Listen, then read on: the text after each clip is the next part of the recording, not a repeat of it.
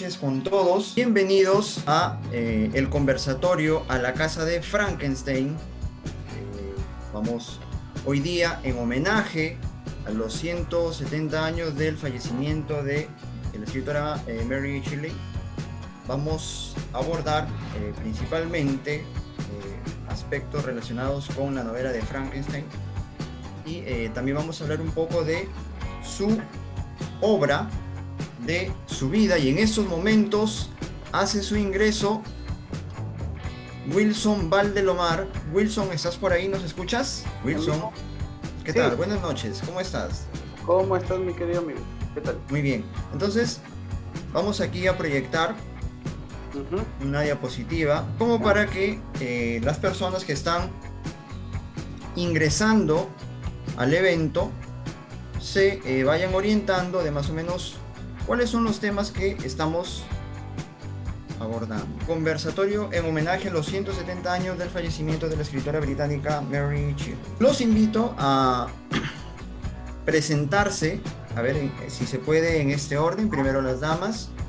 Lourdes, una presentación, un breve saludo. Gabriela, Wilson, y cerramos con Oscar.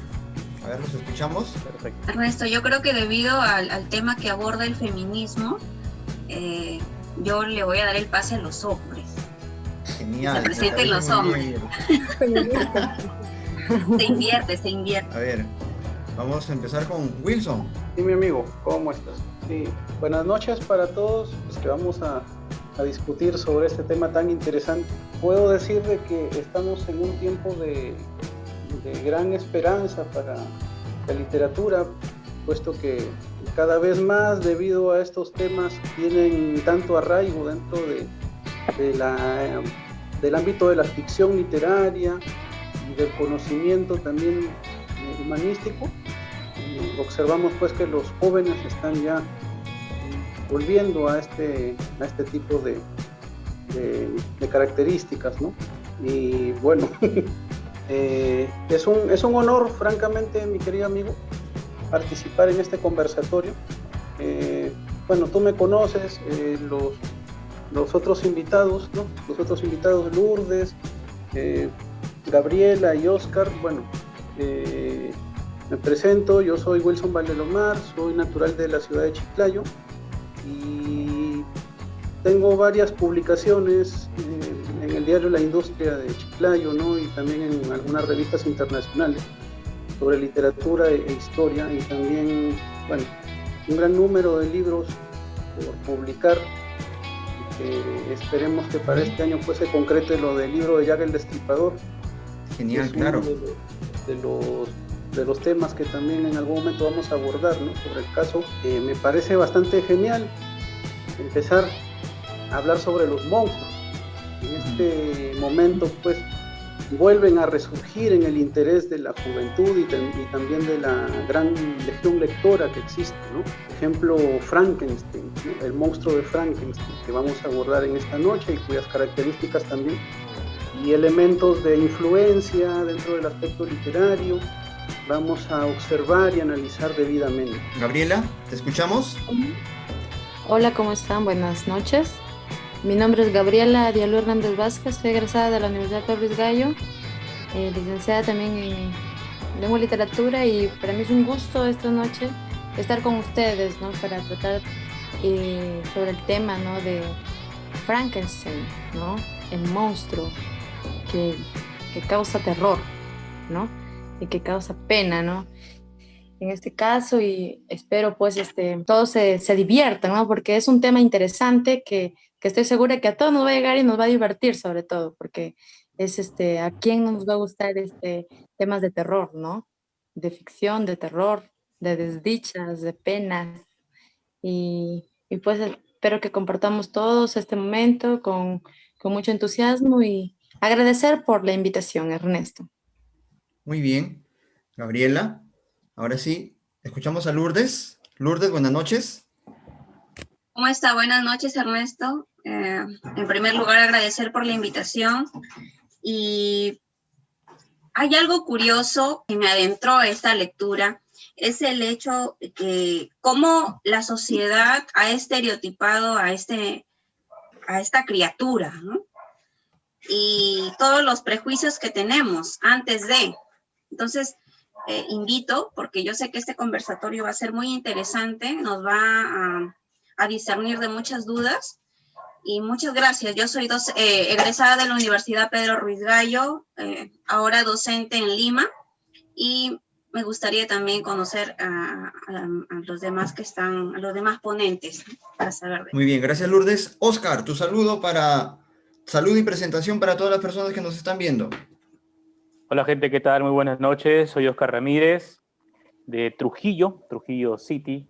Es un gusto poder compartir en esta oportunidad este conversatorio, este diálogo sobre la obra, de la tan conocida obra de Mary Shelley, pero que no solamente se enmarca en esta novela tan conocida como mencioné anteriormente. Gracias a Ernesto por la invitación. Siempre, bueno, a Ernesto lo conozco ya algunos años, en este afán de la literatura, en este gusto por las letras, la poesía, la narrativa, etcétera. Siempre hemos tal vez coincidido en algunas cosas, detalles, en algunas comparaciones, sobre todo de la necesidad del arte en las ciudades, tan vital que es en los últimos años, y que este último año ha sido una muestra de que podemos dejar de, por ejemplo, ir a ciertos lugares, pero nunca hemos podido dejar la literatura. Ha sido para muchas personas un medio de salvación en este último año, por los factores que a todo el mundo conoce, el leer, el inmiscuirse en los libros, el conocer las historias. Y es una muestra ello de que hemos regresado o regresamos siempre a los clásicos, porque es la suerte de base, el molde, que se ha ido transformando con el paso de los años, ¿no? Se ha ido cambiando y tal vez para bien, ha mejorado en muchos casos, pero que es necesario siempre regresar al origen, ¿no? A las bases de la literatura. Y en esta oportunidad pues vamos a conversar un poquito sobre esta autora tan interesante y lo que enmarcó la creación de esta novela, el tiempo en que ella estuvo, que es también un tiempo interesantísimo, 1700, 1800, que es tal vez la ruptura de la literatura a nivel tanto europeo como americano, ¿no? Vamos a conversar de ello y bueno, muy agradecido nuevamente por la invitación. Muy bien, gracias a todos por sus saludos. Recordamos que después de cada ronda vamos a darle lectura a los comentarios que estén haciendo ustedes en el Facebook para dar respuesta en el caso de que haya alguna pregunta. Saludos, ahí nos ha comentado Hansel Estela, saludos especiales a la Popechola. Steven Silver también nos está mandando unos stickers y así vamos a darle inicio a el conversatorio en homenaje a los 170 años del fallecimiento de Mary Shelley. Vamos a empezar entonces por hacer unos asedios en torno a la figura principal que nos ha citado el día de hoy, puesto que estamos homenajeando a la escritora británica. Entonces, la primera pregunta que nos planteamos es ¿quién fue Mary Shelley? ¿Verdad? Empezamos entonces con Gabriela. Gabriela, vamos a tener 3 minutos para responder. 3 minutos, no se preocupen, yo les voy a avisar cuando se cumple su tiempo. Y Gabriela, puedes empezar ya. Mary Shelley es considerada autora de la historia moderna de ciencia ficción, ¿no? Una autora de la primera historia. En realidad, una de sus obras principales fue Frankenstein, ¿no? Que llamada El último hombre, ¿no? Y que sobre todo sobre el género de ciencia ficción. Pero yo quiero sobre todo acá resaltar lo que a mí más me impactó de Mary Shelley, ¿no? Para que tenga influencia en la obra de Frankenstein, ¿no? La vida de Mary Shelley fue una vida desdichada, ¿no? Por ejemplo, sus padres, William Godwin y Mary Wollstonecraft, su mamá, por ejemplo, cuando estaba embarazada, luego que la tiene a Mary Shelley, muere, ¿no? Desde ahí empieza ya, como que empieza la desgracia en la vida de Mary Shelley, ¿no? Con su nacimiento, nace y luego su madre, en un posparto, ¿no? Luego su madre muere. Y luego se casa, se enamora de Percy Shelley, ¿no? Percy Shelley, ¿quién fue? Percy Shelley fue un hombre que ya estaba casado, ¿no? Luego tiene una relación con Percy Shelley, entonces huye con Percy Shelley, ¿no? A pesar de que su padre de Mary Shelley no estaba de acuerdo. Pero ¿cómo se conoció Mary Shelley con Percy Shelley? A través de su papá, ¿no? Que fue un poeta. William Godwin fue un poeta, como Percy Shelley también un poeta romántico, ¿no? Y sobre todo, como una de las frases de Mary Shelley que más me impactó fue: no deseo que las mujeres tengan más poder que los hombres, sino que tengan más poder sobre sí mismas, ¿no? Siempre inculcando el feminismo también por ahí, ¿no? Por ejemplo, Mary Shelley desde pequeña ya tuvo bastante afición por la lectura, ¿no? Incluso me sorprendí cuando leí, por ejemplo, parte de su vida de que ella se iba a leer encima de las lápidas de su madre, ¿no? Se iba al cementerio a leer ahí. Impacto terror desde el comienzo, ¿no? Y luego a los 16 años abandonó su hogar para irse con Percy Shelley, que estaba casado ya, ¿no? Y que luego para viajar, ¿no? A Francia y a Suiza, a pasear con Percy Shelley, estaba tan enamorada de Percy Shelley, ¿no? Y luego Percy Shelley, ¿no?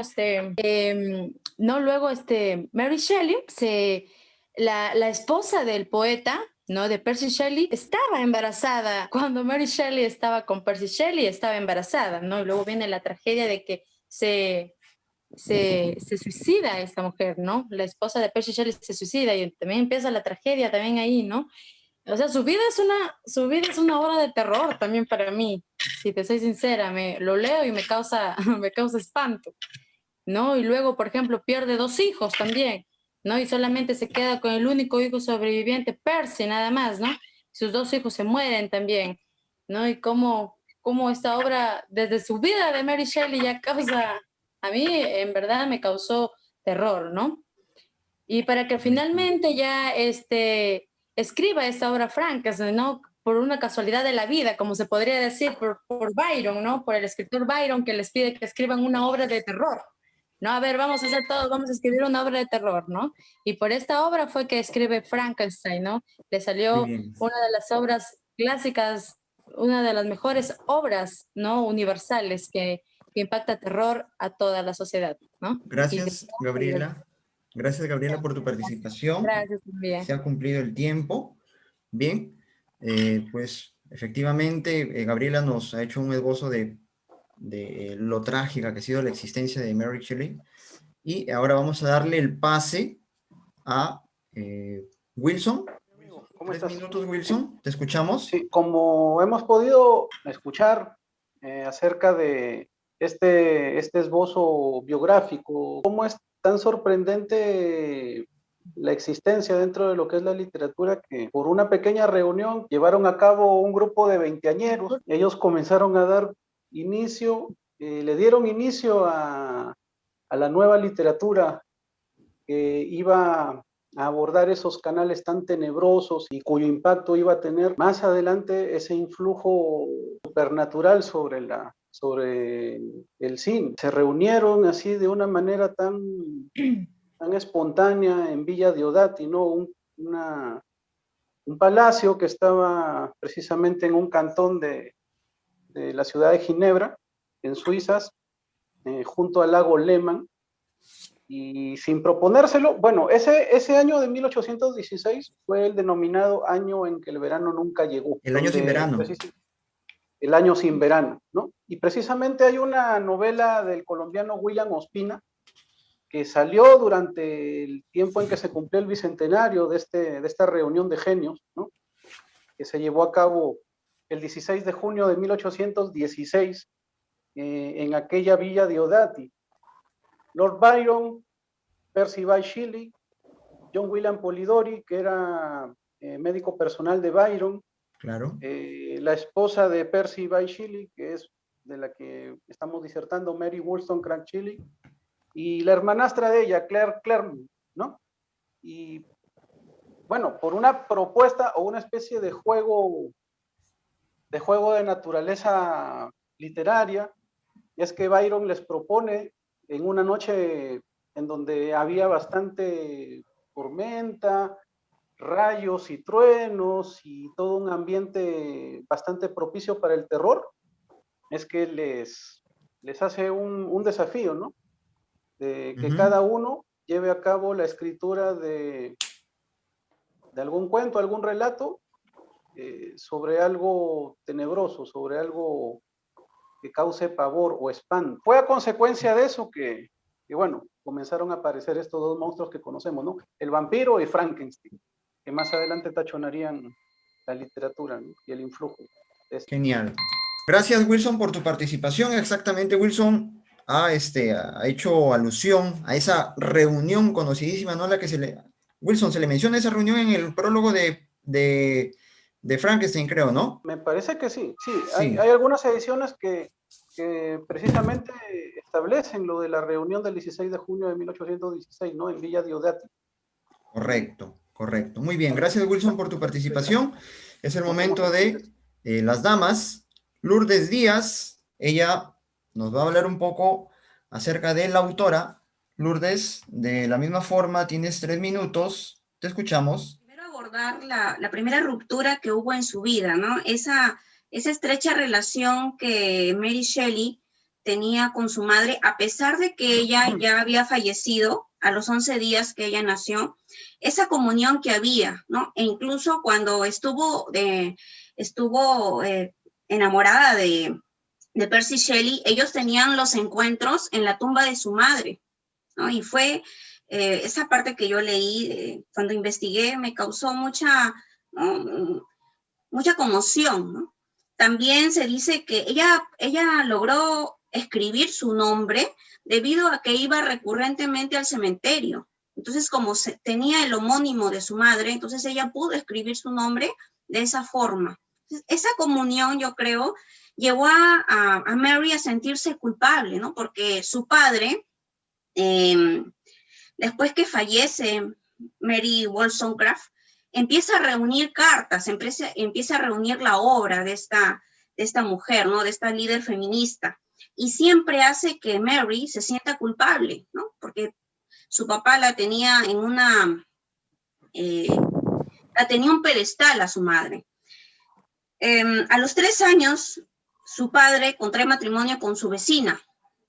Y desde ahí ella se siente muy melancólica, ¿no? Obviamente que la madrastra tenía un trato muy temperamental, muy problemático. Las personas que lo rodeaban a William Godwin decía, pues, no aprobaron en principio la relación porque decían que esta mujer era muy temperamental, ¿no? E incluso hubo tanto repudio, tanto recelo a la madrastra, que a los 12 años el padre de Mary Shelley le envía a Escocia, ¿no? Porque cada vez que tenía algún conflicto con la madrastra, Mary Shelley tenía erupciones en el cutis, ¿no? Se enfermaba repentinamente. Entonces, es por eso que Mary va a pasar algunos meses a Escocia en una familia desconocida. Justamente algo parecido dentro de la obra también, ¿no? Cuando Frankenstein quiere salir de su hogar para empezar a estudiar en Ingolstadt. A los 16 años, ¿no? En 1814, conoce a Percy Shelley, que en este caso Percy Shelley era seguidor de su padre, de William Godwin, por las mismas ideas liberalistas, y es ahí donde ellos empiezan a tener encuentros.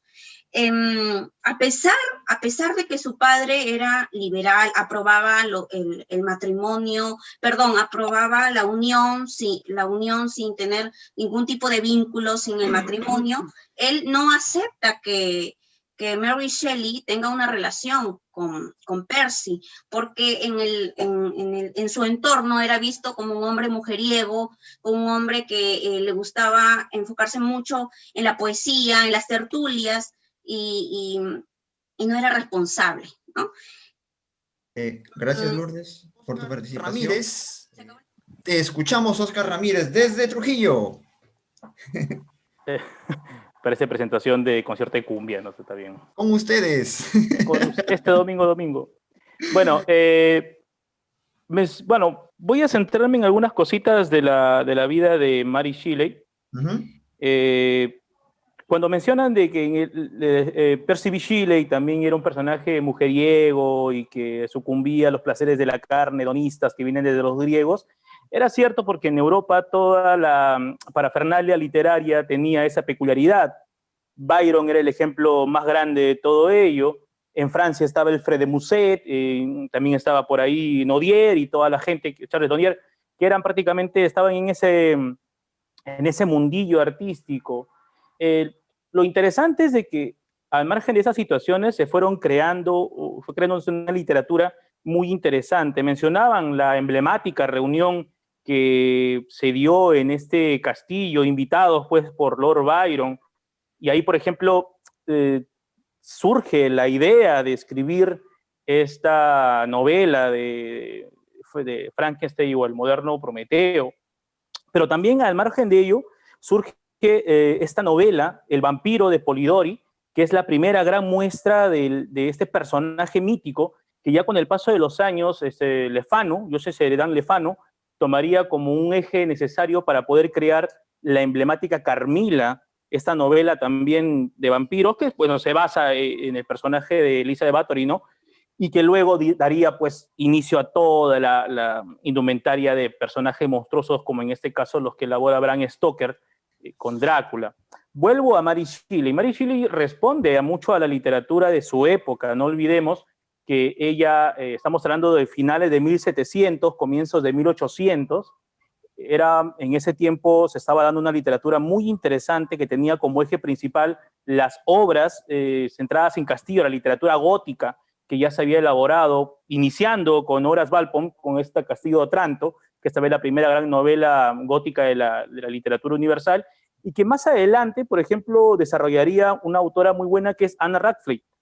Esta autora, que estaba en la misma contemporaneidad que Mary Shelley, sí tuvo una difusión enorme. Ella es la autora de esta novela, Los misterios de Adolf. Es una novela bravaza que habla, pues, que está centrada en un castillo, que está centrada en todo lo que sucede, los fantasmas que aparecen en ello, los personajes demoníacos, toda esta indumentaria, podemos decir, toda esta imaginaria que se tiene desde Europa y que ha ido arrastrándose a lo paso de los años, incluso hasta la llegada de autores como Oscar Wilde, que desarrollaron también esa literatura fantástica. Entonces, todo un cúmulo, que más adelante sí trataré de desarrollar un poquito más, responde Mary Shelley, el trabajo que ella hace, a la literatura que se venía haciendo en ese tiempo. Como digo, Anna Radcliffe y Mary Shelley son las muestras más interesantes de esta etapa, sobre todo porque Mary Shelley elabora toda esta gama inicia todo esto de la novela de la novela de ciencia ficción, ¿no? Bien. Muchas gracias, Oscar, por tu aporte. Muchísimas gracias. Aquí estamos viendo los comentarios. Hay 9 comentarios, están enviando, vamos a ver si hay alguna pregunta. Están mandando saludos de Víctor Zúñiga. Sheila Cisneros está aplaudiendo. Flor de María Morales Barrera está mandando saludos por ahí. Muchos saludos a la bella Lourdes. Tu mami, ¿verdad, Lourdes? Muy bien. Entonces, Sí, mi mamá. continuamos con la siguiente ronda. Ya hemos más o menos graficado quién era Mary Shelley, ¿verdad? También hay que recordar que fue muy importante el hecho de que Walter Scott reciba por parte de Percy Shelley un ejemplar de Frankenstein, porque él escribió un artículo elogiando esa obra, ¿verdad? Y eso ayudó a que este relato o esta novela sea más popular. Mary Shelley también es un personaje que escribió dramas mitológicos, y ya vamos a entrar también a la parte de la mitología. ¿Qué tiene que ver Frankenstein con la mitología? Siguiente diapositiva. Bueno, ahí tenemos algunos datos, olvidé proyectarlos, son datos básicos, ¿no? Cuando nació, ella nació el 30 de agosto, falleció un 1 de febrero, ¿verdad? Hace 170 años, y pues tuvo una relación amorosa con Percy Shelley, el afamado poeta. Ahora pasamos a la siguiente interrogante. ¿Cuál fue la influencia de Percy Shelley en Mary?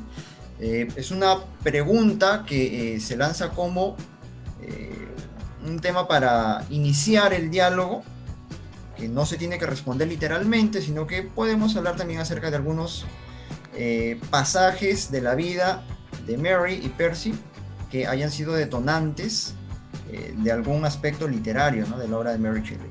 Muy bien, entonces repetimos. Ernesto. Dime, Lourdes, ¿se escuchó? Antes de pasar a esta segunda pregunta, yo creo que es muy importante abordar el tema de por qué Frankenstein está influenciado en este médico italiano Galvani.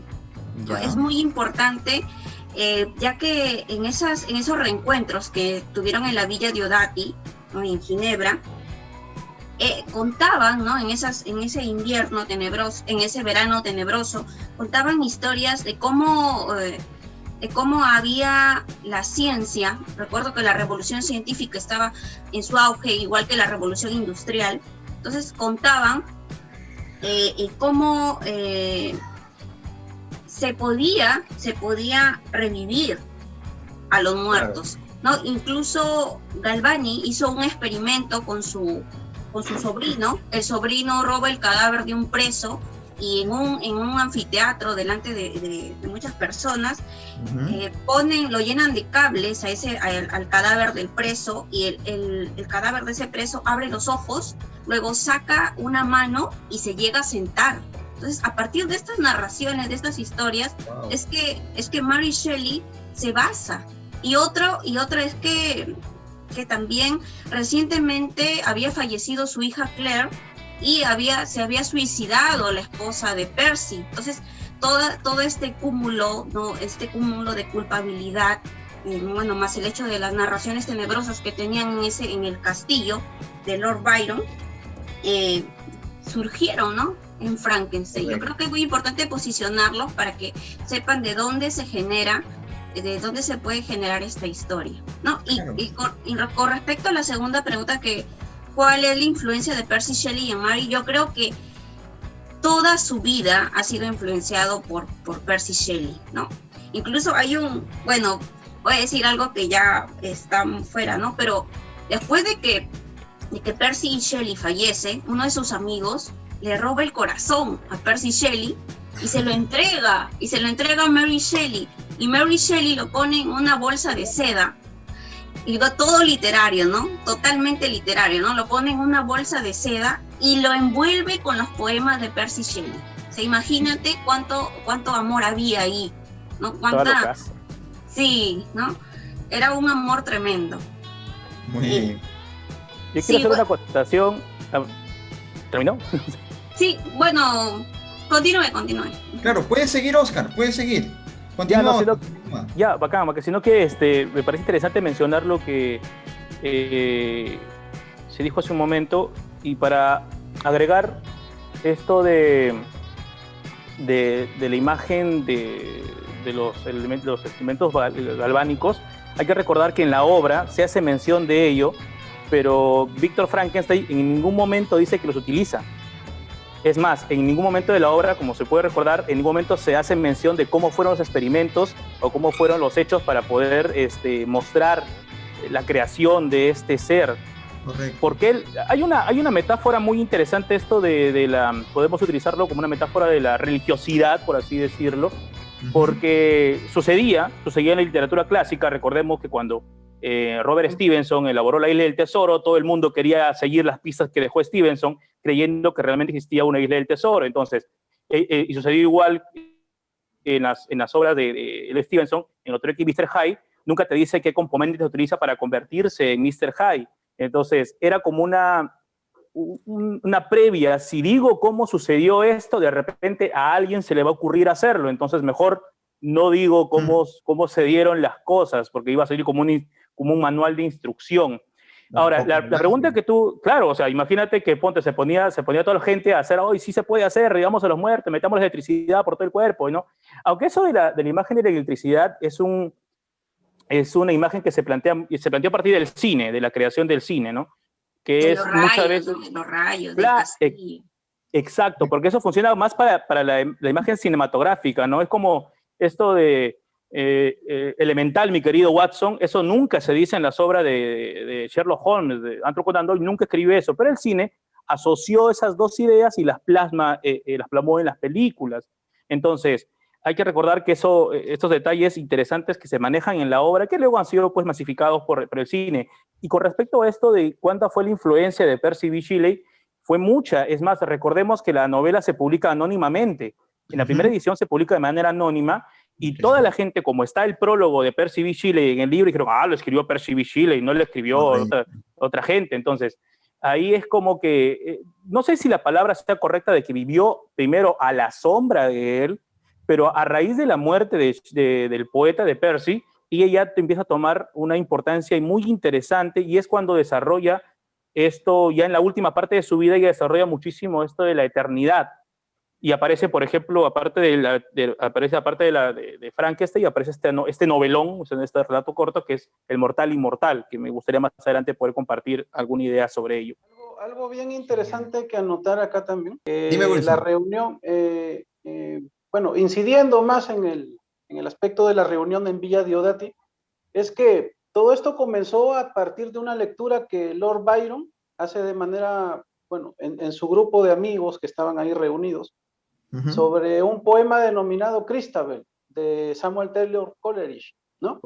Y como tú sabrás, bueno, estamos hablando de un poeta que era de los denominados laquistas ingleses, que ellos ya estaban cimentando un camino hacia una especie de romanticismo plagado pues de estas fantasmagorías.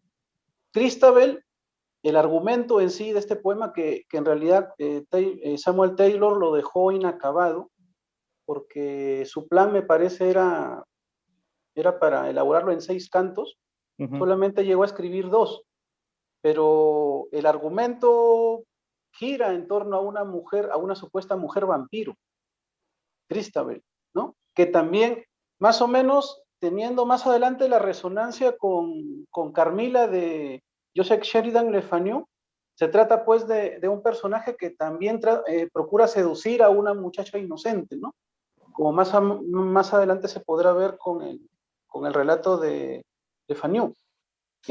Además que bueno, en ese momento estamos hablando, como te dije al inicio, de un grupo de veinteañeros, ¿no? Byron tenía 28, Percy Shelley tenía 24,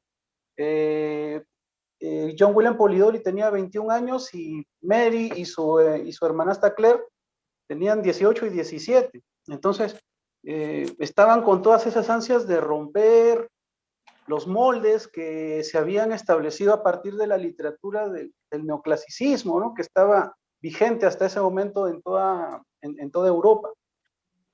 Y entonces recurren a esta serie de enigmas, que, como tú verás más adelante, en el momento en que comencemos a disertar sobre la novela, el tema de Frankenstein y el interés o la necesidad de tratar de crear a un hombre a partir, o a un ser a partir de experimentos de laboratorio, no era algo novedoso. Recordemos también, remitiéndonos a lo que es la mitología griega, que antiguamente ya se hacía mención de los denominados autómatas, ¿no? Inclusive la figura de Talos, que era una especie de robot que había construido Hefestos, ¿no? El dios de las fraguas, por orden de Zeus, y que estaba alimentado por una especie de energizante llamado el icor, ¿no? Además de que en el siglo XVI tenemos la figura de Paracelso, que fue un famoso taumaturgo alemán al que supuestamente se le atribuye la verdadera creación de la piedra filosofal. Pero al margen de todo aquello, bueno, Paracelso es mencionado inclusive también en la obra de Jorge Luis Borges, ¿no? En varias ocasiones. Pero claro, el mérito de Paracelso es de que él llegó a crear una especie de hombre de laboratorio, el denominado homúnculo, ¿no? Pero al margen de todo aquello, de los estudios que hizo él acerca de otorgar vida a cuestiones inanimadas o de crear vida a través de elementos alquímicos, no tenemos, bueno, mayor información. No sabemos si es que tal vez el homúnculo de Paracelso o el nuevo hombre creado por él llegó a tener vida efectiva o se pudo desplazar o tenía esa especie pues de sujeción del esclavo hacia su amo, ¿no? Pero, y también, bueno, el tema del golem, ¿no? Que tanto apasionó también a Borges y del cual supuestamente sí hubo una vida efectiva de este supuesto personaje dentro de una población judía, ¿no? En Praga. Eso era como para más o menos colocar ahí en cuanto al comentario. Muy bien, gracias Wilson por tu aporte. Gabriela, hemos ido al revés. Ahora te escuchamos al final. Sí, ahorita al Te final. escuchamos, Gabriela. A ver, para mí la influencia que tiene Percy Shelley en Mary es que primero empezar desde las obras de Percy Shelley, porque decía que esta pareja eh, no solamente era por el amor que se tenían, sino también porque compartían lo mismo, ¿no? Les gustaba escribir a los dos.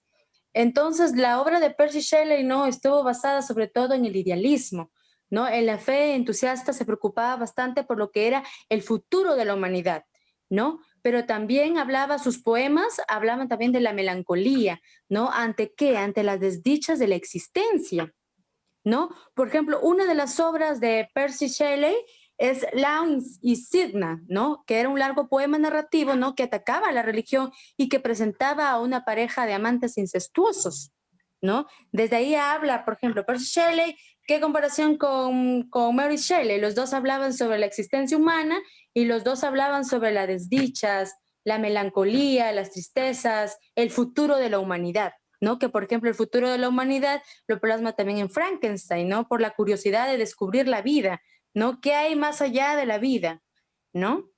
O cómo podemos, como Frankenstein que quería descubrir cómo un ser humano nunca, cómo la vida hasta dónde puede llegar, ¿no? Porque nunca Correcto. se acabe la vida, la existencia humana, las desdichas, ¿no? Y ahí, por eso es que Percy influye en Mary también, ¿no? O sea, los dos casi tienen sus obras, su poema, por ejemplo, de Percy y la obra de Mary, casi tienen van por el mismo sentido, ¿no? Los mismos temas, ¿no? Que es, por ejemplo, la desdicha humana, ¿no? O por la preocupación bastante por la humanidad, la existencia humana. Muy bien. Ya. Gracias, Gabriela, por tu participación. Pues efectivamente sí hay una influencia, ¿verdad? Incluso Mary Shelley, Sí. ella escribía de noche.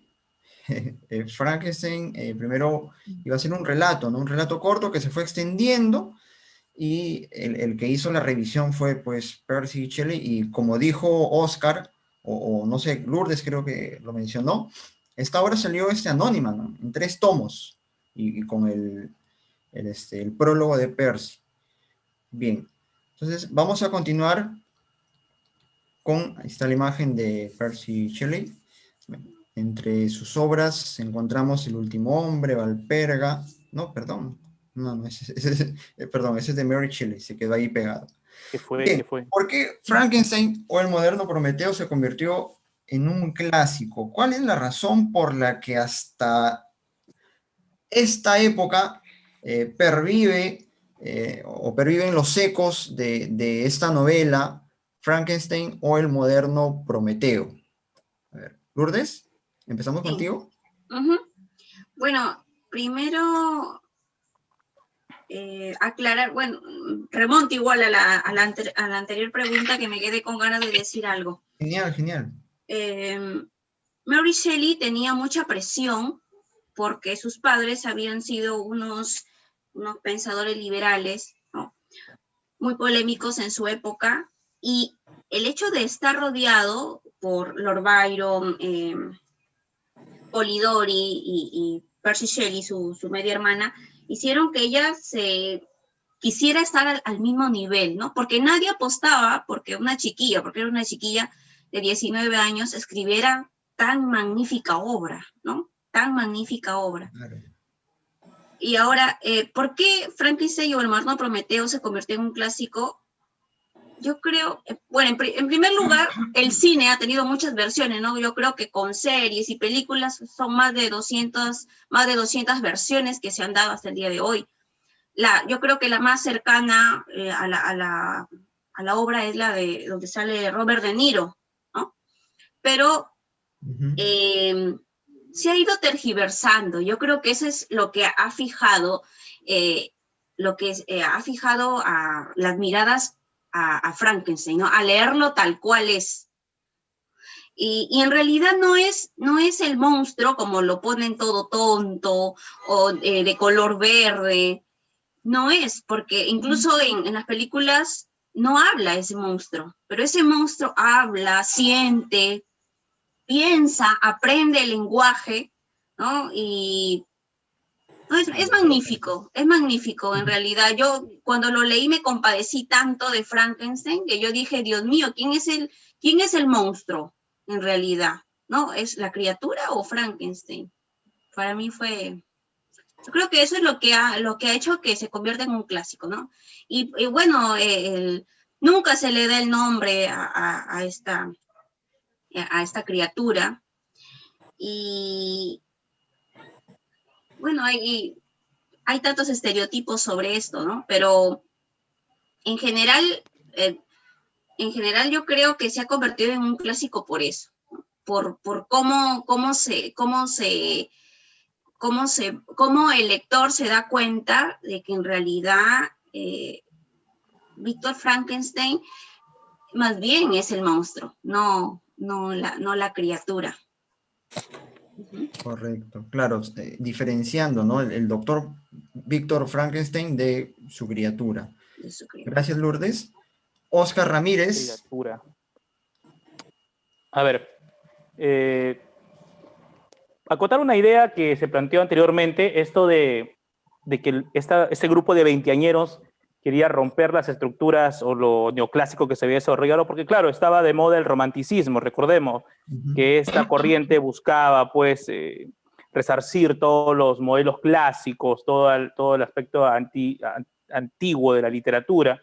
Tal vez a mí particularmente uno de los que más me gusta dentro del romanticismo europeo es John Keats, porque ese tipo peleó en las guerras y por el factor de ser un romántico idealista de la libertad y la sociedad termina muriendo muy joven en estos enfrentamientos. O sea, él planteó un romanticismo muy, muy personal, ¿no? Entonces, toda esa gente que viene escribiendo o viene desarrollando la literatura, hablemos de esta época, buscaban romper los moldes que ya se habían desarrollado. Recordemos que en ese tiempo ya habían autores que escribían sobre fantasmas. Lo de fantasmas y sobrenatural era un tema común, era un tema cotidiano. Tal vez la más grande de toda esa época es Margaret Oliphant. Esta autora es genial. La Puerta Abierta es un novelón, recomendadísimo. Estos autores estaban elaborando su literatura de fantasmas. Recordemos que también estaban las hermanas Brontë, Emily, Charlotte y la siempre olvidada Anne. Pobrecita, no, nadie la recuerda. Es como el Tim Drake de los Robin de Batman. ¿No? Nadie la recuerda, la pobre Anne. Es que, por ejemplo, Cumbre Borrascosas es un novelón, también es un novelón gótico, así recontra sobrenatural, que tiene toda esa pegada, ¿no? Pero esa literatura era una literatura fantástica. Estaba en todo ese auge de la imaginaria de la gente de ese tiempo. Lo que hacen ellos es, tal vez, poner esto de la imaginaria, de lo terrible, de lo monstruoso, pero dentro de algo tan cotidiano como es el pensamiento. El ser humano, con su racionalidad, o su raciocinio, puede generar monstruos que son la representación de ellos, porque Víctor Frankenstein, en su no sé si ansiedad, deseo, añoro de poder eternizar a la vida, él crea a este ser utilizando todos los medios posibles de la época. Y Mary Shelley, en su afán de inmortalizar y de buscar en la literatura crear personajes inmortales, crea esta novela. Hay que recordar que ellos buscaban eso, inmortalizar las obras de esa época. Contrariamente a ello, contrariamente a lo que se desarrollaba, a lo fantástico, estaba también una literatura un poco más social, no social, sino un poco más cotidiana. Recordemos que ya estaba Jane Austen en ese tiempo, que era un poco más joven que Mary Shelley, pero que no termina siendo muy hincha de ella. Vaya a saber por qué, no termina siendo, es más, ella era más hincha de Anne Radcliffe y hablaba mucho de sus libros, además lo menciona en sus novelas, pero no era muy hincha de Mary Shelley. Y también está pues George Eliot, que para mí tal vez es la autora más importante de esa época. Con esta novela, El molino es la muestra de esta muchacha inteligente, capaz, brillante, pero por el hecho de ser mujer, pues no se le toma en cuenta y se le deja de lado. Una crítica muy fuerte para la época, pero que la literatura ha sabido resarcir.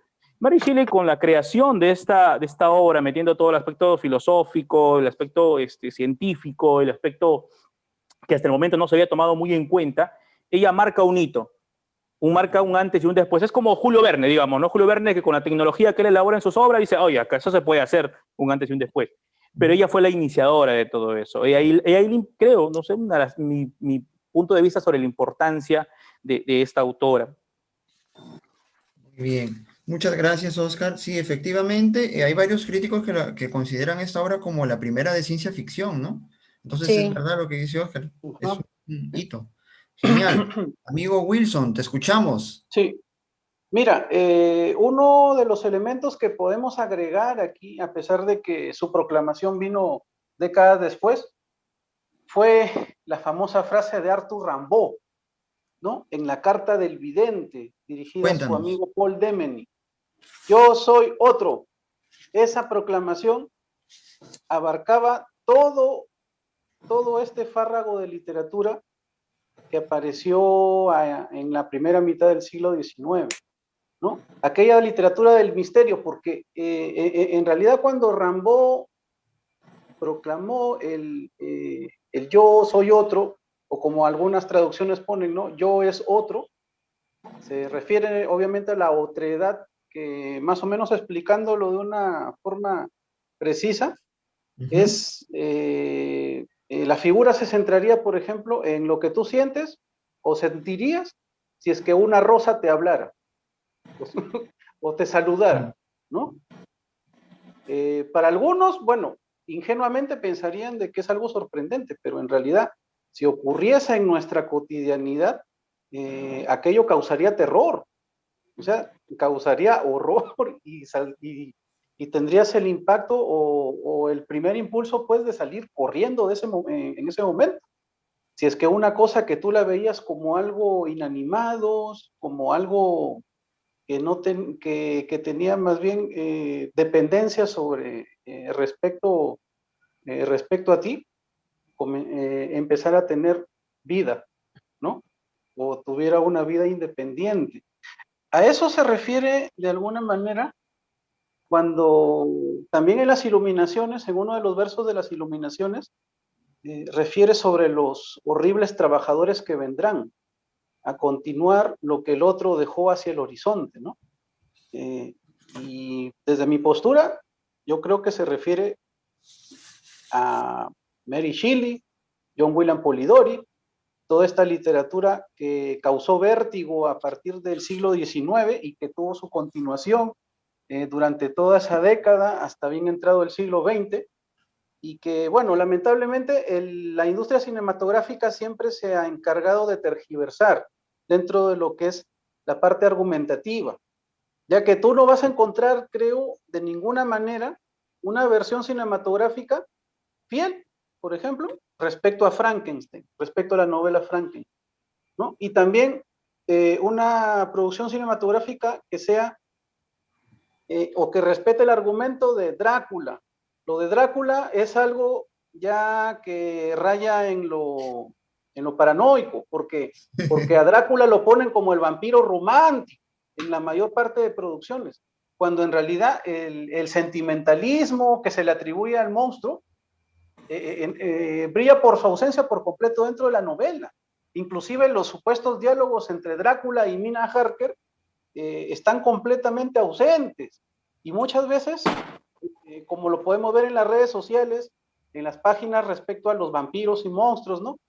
He recorrido millas de mar y de tiempo solo para encontrarte. Eso jamás aparece en la novela de Drácula.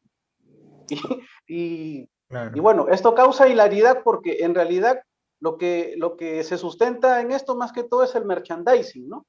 La atracción por lo de la producción, que la más conocida es la de Francis Ford Coppola del año 92, pero que lamentablemente tergiversa por completo el argumento de la película.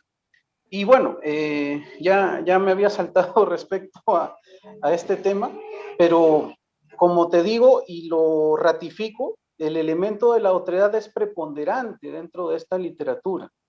Y obviamente el que de una manera u otra a través de experimentos científicos de laboratorio, a través de una mente un tanto perversa, se pueda realizar esta proeza de otorgar vida a lo inanimado, era pues algo novedoso, algo que también podemos encontrar en algunos relatos de Edgar Allan Poe también, ¿no? Por ejemplo, con el cuento de Conversaciones con una momia, ¿no? Y también, bueno, la influencia clara de Percy Bysshe Shelley sobre su esposa, con respecto a que él, sosteniéndonos en el título de la novela de Mary Shelley, ¿no? Frankenstein o el moderno Prometeo. Percy Bysshe Shelley había escrito una reconstrucción de un drama perdido de Esquilo, llamado Prometeo Liberado. Entonces, de alguna u otra manera, ahí encontramos esa influencia, no solamente por el factor del clasicismo griego, sino también por el elemento de aquel hombre que tiene el poder de crear a través de la nada o a través de un elemento tan básico como es el fuego en la antigüedad, y en este caso, siglo XIX, a través de la electricidad, ¿no? Entonces, eso es un elemento que tenemos que observar de manera muy clara para poder ahí desentrañar todo esto. Sí. Muy bien, Wilson. Muchas gracias por tu aporte. Gabriela, estamos listos para escucharte. Claro, como dijo nuestro colega, tiene razón, ¿no? Ves que la obra se centra, por ejemplo, si observamos desde el título Frankenstein, el moderno Prometeo, ¿no? Frankenstein, ¿qué trata de descubrir? Frankenstein trata de descubrir el secreto de la vida, ¿no? En cambio, el moderno Prometeo, ¿quién era Prometeo? Prometeo era un titán que descubrió, que le robó el fuego a los dioses, cuentan, ¿no? Que era la primera tecnología, y luego, como a consecuencia de esto, a Prometeo le castigan, ¿no? Y hace que todos los días le coman el hígado a Prometeo, ¿no? Entonces, desde ahí empieza, ¿no? De descubrir algo, ¿no? Por ejemplo, Franz, es de descubrir el secreto de la vida, y Prometeo descubrió el fuego, ¿no? Y, por ejemplo, ¿por qué esta obra se convierte en un clásico? Porque es una obra que emociona, que aterra, que hace reflexionar sin descanso yo creo que a todas las generaciones, porque creo que si lo lee un niño, un joven, un adulto, cualquiera se va a impactar con esta obra. En múltiples formas y versiones, Frankenstein siempre seguirá perdurando, sin duda, ¿no? La metáfora que encierra esta historia, por ejemplo, es también un retrato del miedo, ¿no? A lo singular, a la soledad, a lo diferente, y además también un alegato a la intolerancia, en contra de la intolerancia, ¿no? La combinación que hay en lo fantástico y lo horroroso, ¿no? Por ejemplo, bastante de fantasía y bastante de horroroso, ¿no? La novela gótica, el relato filosófico es también parte de su gran éxito, ¿no? Y sigue apasionando pues a todos los lectores hasta el día de hoy, ¿no? Incluso se han hecho películas, todo, porque cualquier persona que lo lea se va a motivar, ¿no? Se va a emocionar cuando leen esta obra. Ya, amigo. Muchas gracias, Gabriela. La verdad es que estoy muy complacido con sus participaciones esta noche. Y efectivamente, Frankenstein es una obra que ha perdurado por todo lo que ustedes han mencionado, y pues también ha influido en obras posteriores como Grandes Esperanzas de Charles Dickens, donde en la segunda mitad aparece un personaje parecido a Frankenstein, el Dr. Jekyll y Mr. Hyde, ¿verdad? El Mr. Hyde es como el monstruo interno del Dr. Jekyll, y el retrato de Dorian Gray, donde también se celebra de alguna manera la belleza de la maldad o la peligrosidad del poder, ¿no? Porque el Dr. Frankenstein también termina siendo víctima del conocimiento que había adquirido para crear a este monstruo, ¿no? Y ahí se le compara al científico que robó el secreto de la vida, y se hace el paralelo con Prometeo, que robó el fuego, ¿no? Para los... Bueno, Ernesto, bueno, según la mitología, Prometeo robó el fuego a Zeus para crear al hombre, ¿no? Claro, del rayo de Entonces, Zeus. ahí más o menos vemos la comparación con respecto al nuevo Prometeo, ¿no? Sí. Muy bien, muchas gracias, Wilson, por tu aporte. Sí. Muchas gracias, genial. Bien, volvemos con Lourdes entonces. Lourdes, cuéntanos, ¿Qué personaje de la novela fue el más interesante para ti? ¿Cuál es el que te cautivó más? A veces no es necesariamente el protagonista, los secundarios también suelen ser encantadores, ¿no? Por no tener sobre sus espaldas la responsabilidad de dirigir la trama, ¿no? Pero sí, tal vez el que más les ha gustado es Frankenstein. Nos van a contar en este momento y empezamos con Lourdes Díaz.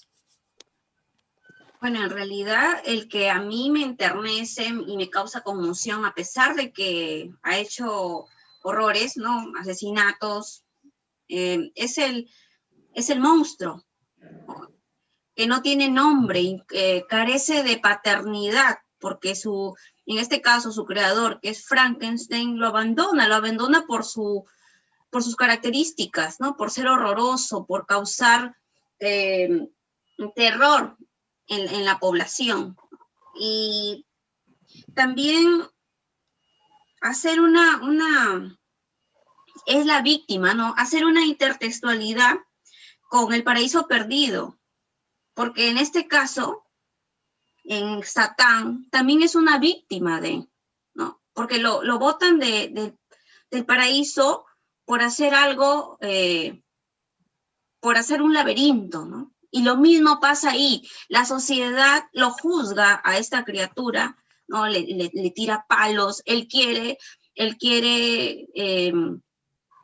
vivir en sociedad, ¿no? Y lo primero que recibe son golpes. Luego quiere vivir con Ágata, con Félix, ¿no? Con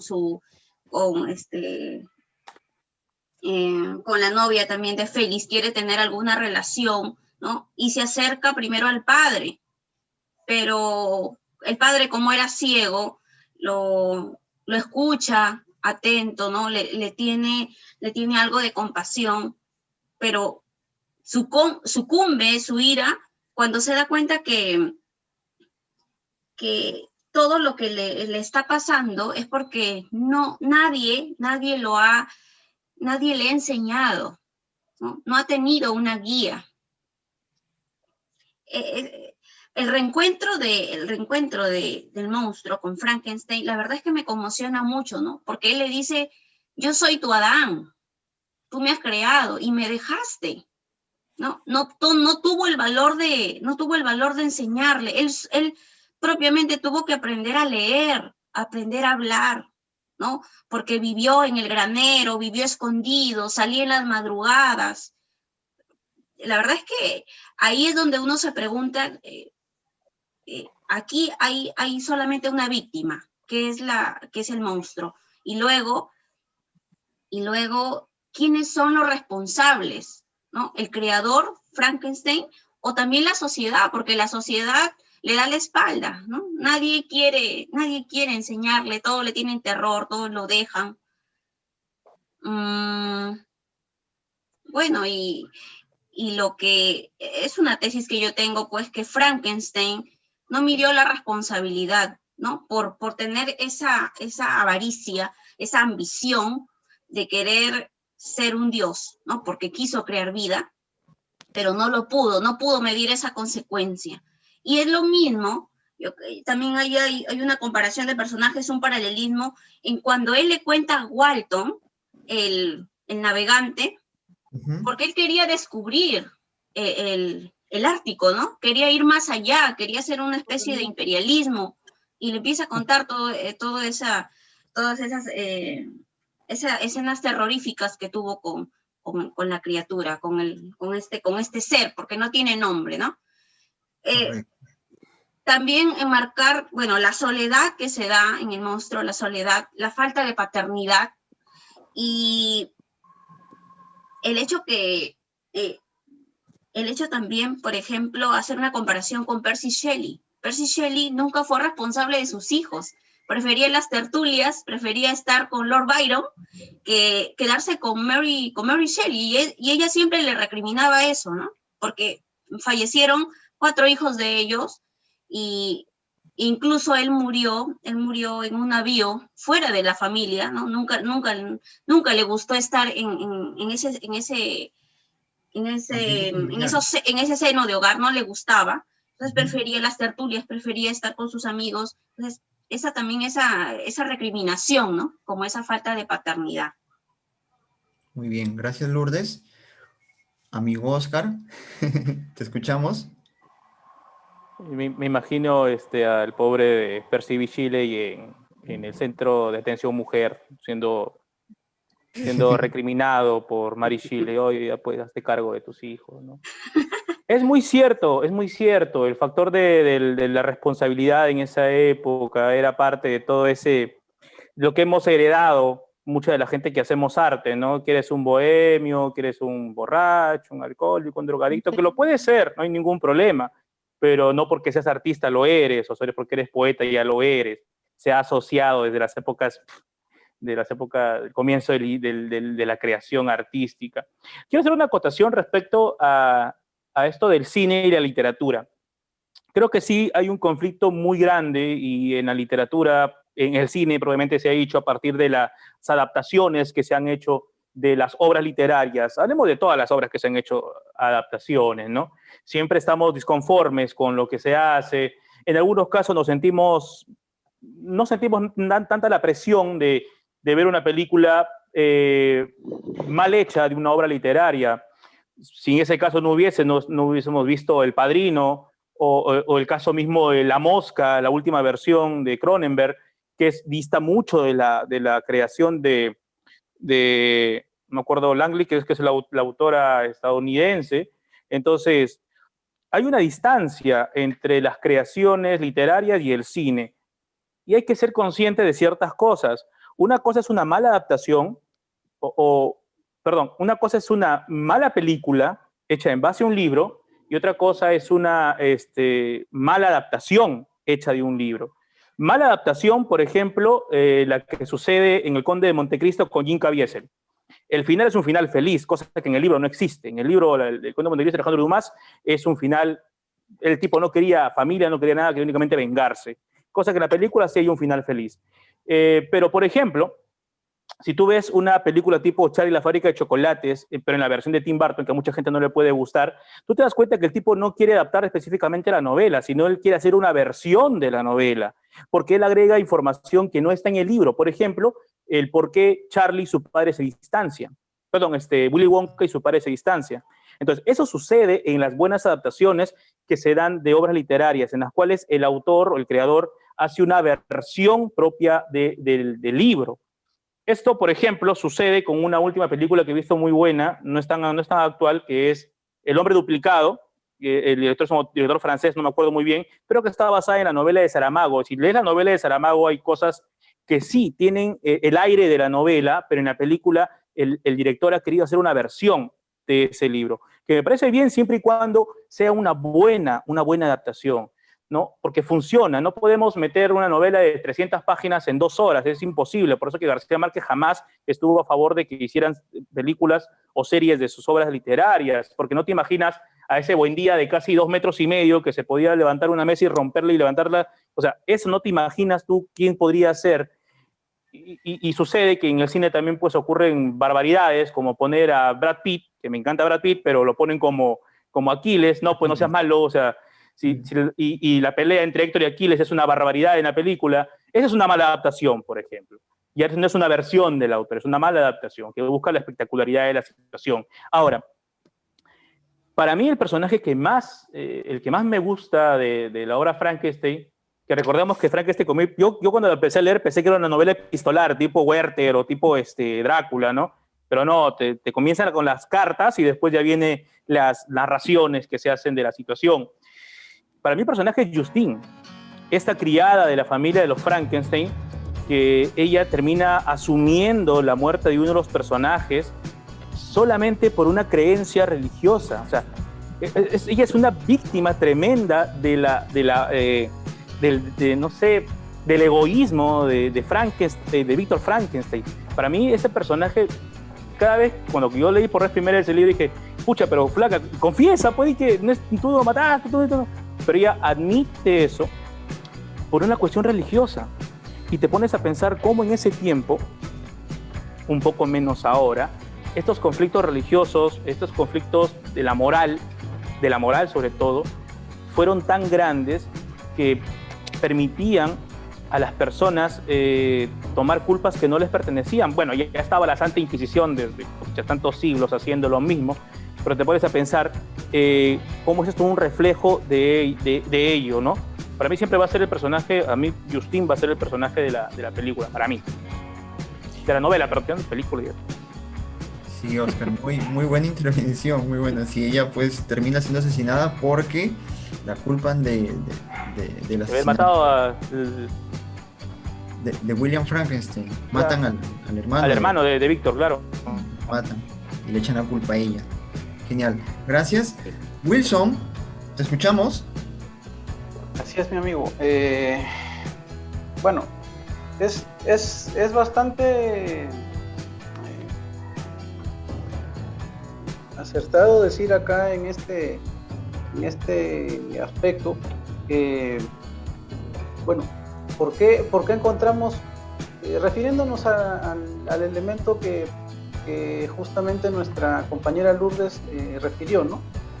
Acerca del personaje de Frankenstein, comparándose pues con aquella gran obra, bueno, aquel gran poema inglés denominado El Paraíso Perdido de John Milton, que bien sabes, bueno, se establece, se fundamenta en base a la narración del Génesis, ¿no? Y de otros libros pseudoepigráficos que forman parte de la tradición judeo-cristiana, ¿no?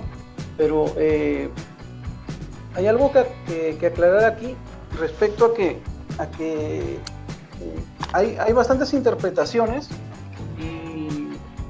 y actualmente por el tema pues del supuesto apoyo que recibió el hombre primitivo a través de influencias extraterrestres, ¿no? Con lo cual se está poblando mucho también el tema de las investigaciones y bueno, también contaminando los estudios arqueológicos e históricos en sí, es que en realidad la creación del hombre y la caída de este primer ser humano que nosotros conocemos con el nombre de Adán se sustenta más que todo en que el verdadero causante de su caída, pero que en realidad no era una especie de caída, sino de resurgimiento a través de la sabiduría, que era lo que no poseía, pues. Y precisamente era la figura de Satanás, ¿no? O en este caso la serpiente antigua. Pero observamos que en el Paraíso Perdido, pues, en una de las rapsodias, tú seguramente te habrás dado cuenta, o casi todos, hay una conspiración de todos los demonios, ¿no? Para llevar a cabo el plan para derrocar la creación de Dios, que se va a sustentar precisamente en el ser humano. Y ahí encontramos pues toda una lista de los elementos netamente infernales que han poblado la historia y la literatura, ¿no? Moloch, Belial, Belcebú, el mismo Satanás, Lilith, y Aldabaoth, o sea, toda una serie de personajes infernales que se ponen de acuerdo para hacer la guerra y tratar de darle una nueva faceta a esta creación del nuevo hombre, ¿no? Y en todo caso, llevarlo hacia el verdadero camino de la sabiduría, que era lo que precisamente no poseía el primer hombre.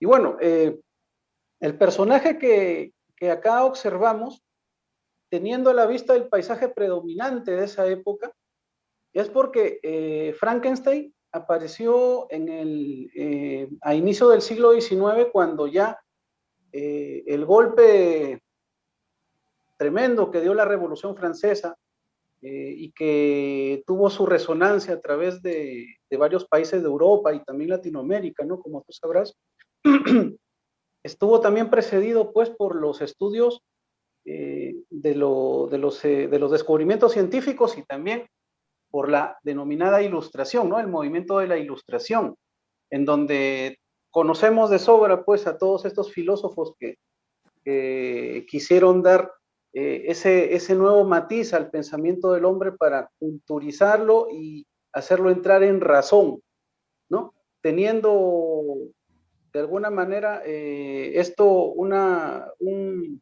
vínculo directo con una de las etapas más sangrientas de la Revolución Francesa cuando fue el reino del terror, y dentro de ese una especie de idolatría denominado el culto a la diosa de la razón, sostenido pues efectivamente por los argumentos de los ilustrados, ¿no? En donde se daba más importancia a la sabiduría que en este caso al fanatismo religioso. Entonces, hay algo bastante interesante que anotar aquí. Una frase que dijo precisamente uno de estos poetas que pertenecieron al romanticismo inicial, y que tú conoces, bueno, que todos conocen, con el apelativo de Novalis, ¿no? Ante la ausencia de los dioses, toman el control los fantasmas. Y era porque él estaba observando su época, ¿no? Claro. En ese momento, la destrucción, la aniquilación del fanatismo religioso respondía al elemento de la muerte de Dios o la destrucción de la Iglesia Católica en toda Europa, que era lo que preconizaron los revolucionarios más radicales, ¿no? A partir de 1793 en Francia, ¿no? Al establecer estos cultos idólatras del culto a la diosa de la razón y al ser supremo. Y teniendo a la vista pues que filósofos de gran envergadura pues durante el siglo XVIII, como Voltaire, como Montesquieu, como Denis Diderot, como el barón de Holbach, eran agnósticos o en todo caso ateos. Y esta idea pues se fundamenta en que ya hay libertad para comenzar a realizar todo aquello que el fanatismo religioso, o más que todo la Iglesia a través de elementos catalizadores como la Inquisición, frenaban en cuanto al conocimiento científico. Y bueno, uno de los elementos o uno de estos fantasmas que aparecieron en este paisaje, donde ya los dioses habían salido derrotados, era esta creación de Mary Shelley, ¿no?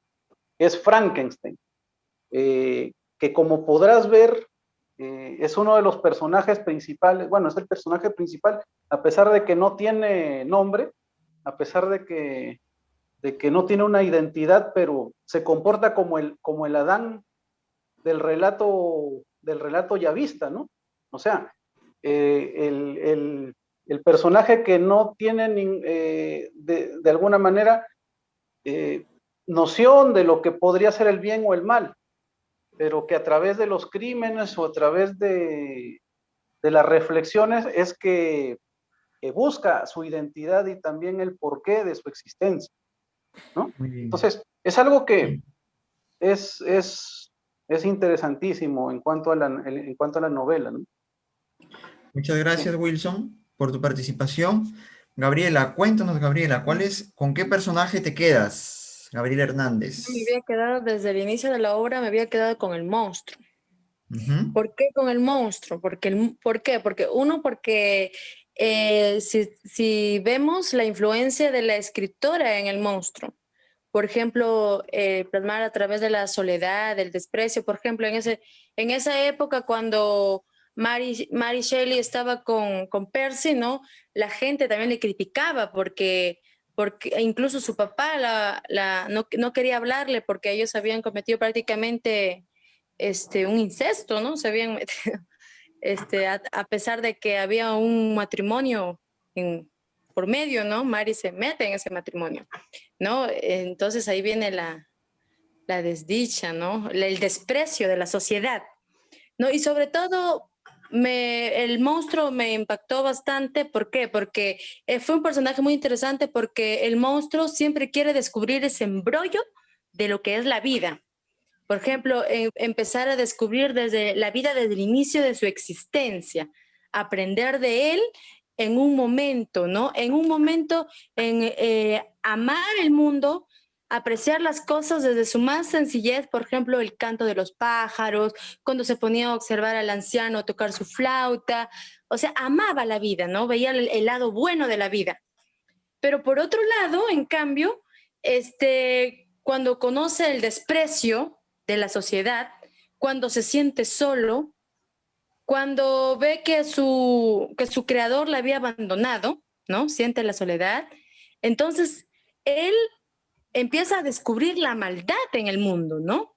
La maldad en el mundo, el lado bueno por un lado y el lado malo por otro lado, ¿no?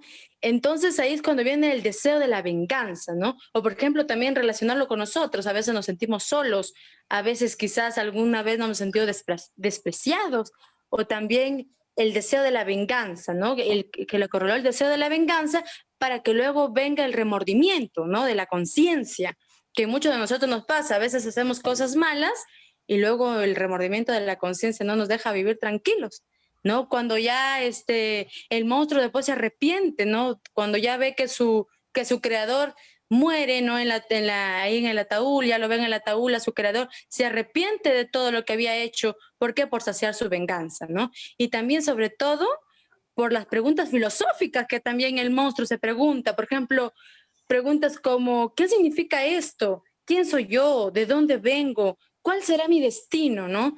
Bastante utiliza la filosofía de la vida acá, el monstruo, ¿no? Sobre la esencia de la obra, ¿no? El descubrir el secreto de la vida. Muchas gracias, Gabriela, por tu participación. Efectivamente, sí, es una obra que nos toca el corazón porque se humaniza al monstruo y se le hace filosofar, ¿no? Después de que ha encontrado algunos libros, empieza a ver el comportamiento de la gente, de esa familia a la que está espiando, por la cual empieza a hablar, ¿no? Y rescato una pregunta de Lourdes que dijo, ¿quién es el monstruo, no? Él trataba de mostrarse a la gente, trataba de tener amigos, trataba de insertarse en la sociedad, pero por su apariencia, y esta es una reflexión y una crítica a que juzgamos por la apariencia de la gente, Sí, por su apariencia monstruosa, lo rechazaban, haga lo que haga. Salvó a una niña, igual le dispararon, le pegaron. Así es el ser humano. Vamos con la última parte del conversatorio, queridos amigos, donde los invitamos a compartir un fragmento que les haya parecido curioso, interesante, filosófico, el más literario, tal vez o el más poético, o en todo caso, si es que quieren compartir una última reflexión sobre la vida de Mary Shelley o Frankenstein, que es la obra, la novela que nos ha reunido esta noche. Empezamos con Lourdes. Ernesto, Dime, sí, Lourdes. justo. El fragmento lo voy a decir después, pero para hablarte acerca ya de la teoría literaria, ¿no? Cuando yo leí, como dijo el colega Oscar Ramírez, en realidad es una narración de narración, ¿no? Es un relato enmarcado porque ya se basaba en algunos de los niveles narrativos, ¿no? Cuando yo leí esta obra, yo dije, esto es una matriushka, ¿no? Hay una historia dentro de otra y dentro de otra, y las cartas, empieza con la hermana, Walton le escribe a la hermana y luego le empieza a contar lo que el Frankenstein le dice casi moribundo. Entonces, es un ejemplo, yo creo, de cómo hacer una novela epistolar. Y por otro lado, hay muchas teorías acerca de cómo es el narrador. En realidad el narrador se difumina en las voces de sus personajes, ¿no? Porque en realidad Walton es un personaje que casi no trasciende, ¿no? Y yo creo que aquí, a pesar de que hay un solo narrador, las voces más importantes son, pues, ya, ¿no? Como lo ha mencionado Frankenstein y el monstruo. Bueno, luego voy a buscar el fragmento que más me ha gustado, pero hay una parte del Paraíso Perdido que yo creo que sería muy importante analizar, en donde Satán le pregunta a Dios, ¿no? Dice, ¿te pedí, hacedor mío, que del barro me hicieras hombre?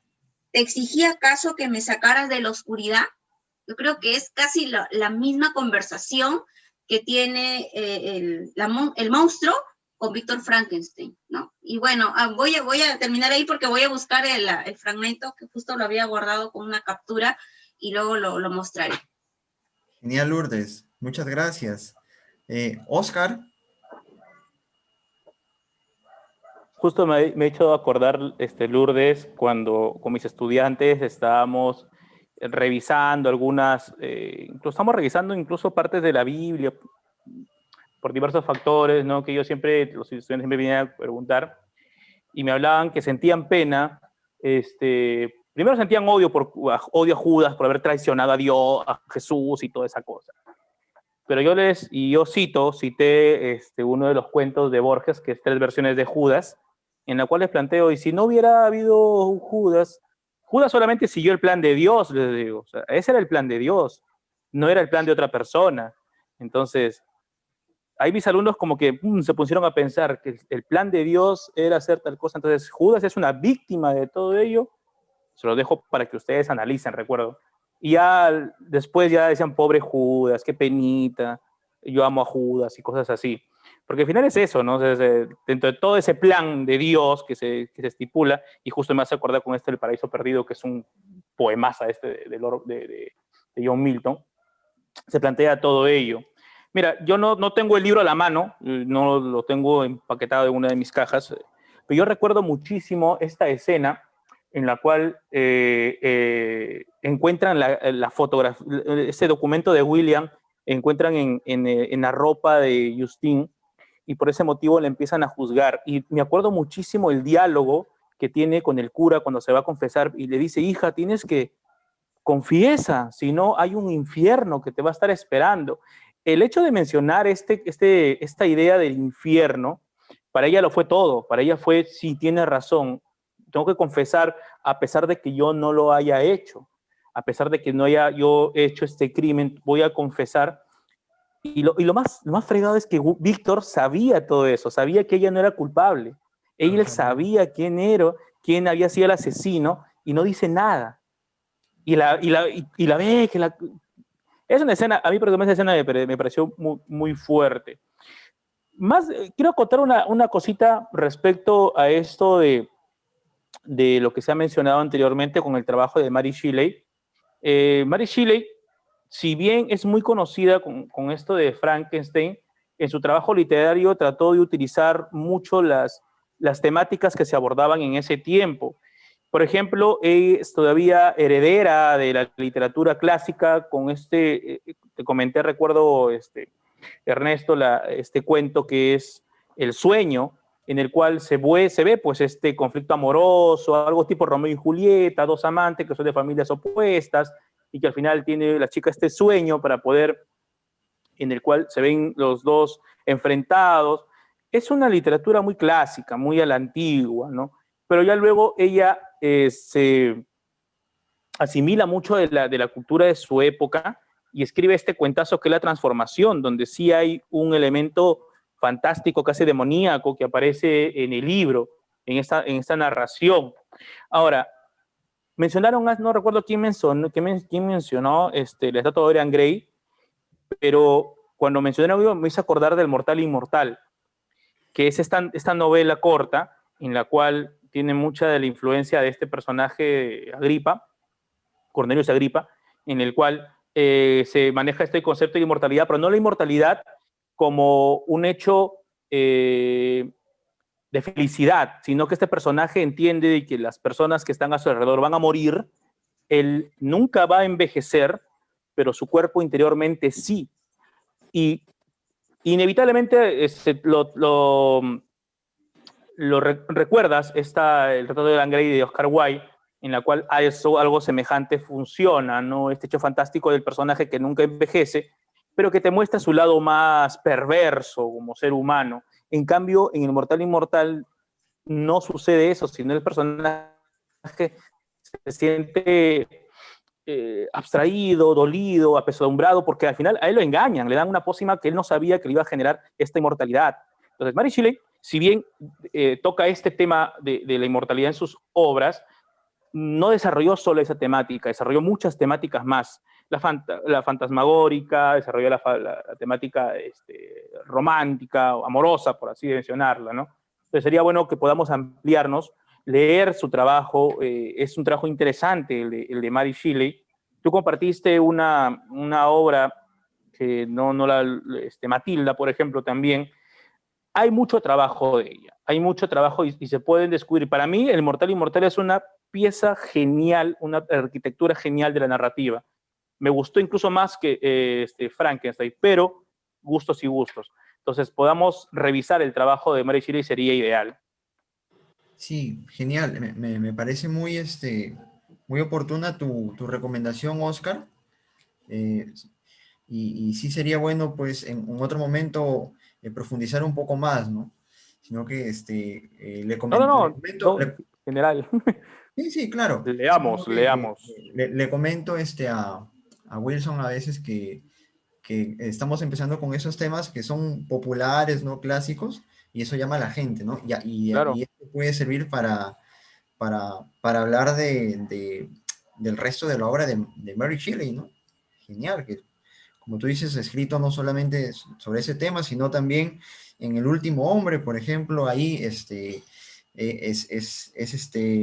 una historia amorosa, monárquica y apocalíptica donde se narra la extinción de la raza humana, pues, ¿no?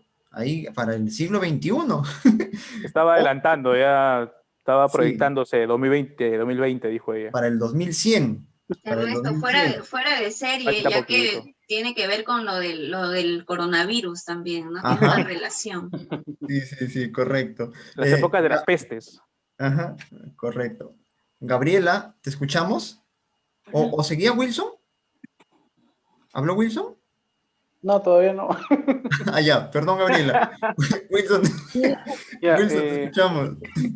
no, no, es muy preciso el referirnos pues a otras obras de esta autora porque, Claro. bueno, con Mary Shelley ocurre prácticamente lo mismo como con Bram Stoker, como con Arthur Conan Doyle también, en Sí, donde el prestigio de una sola obra, bueno, se ha encargado de opacar el resto de su producción, ¿no? correcto. Entonces, me parece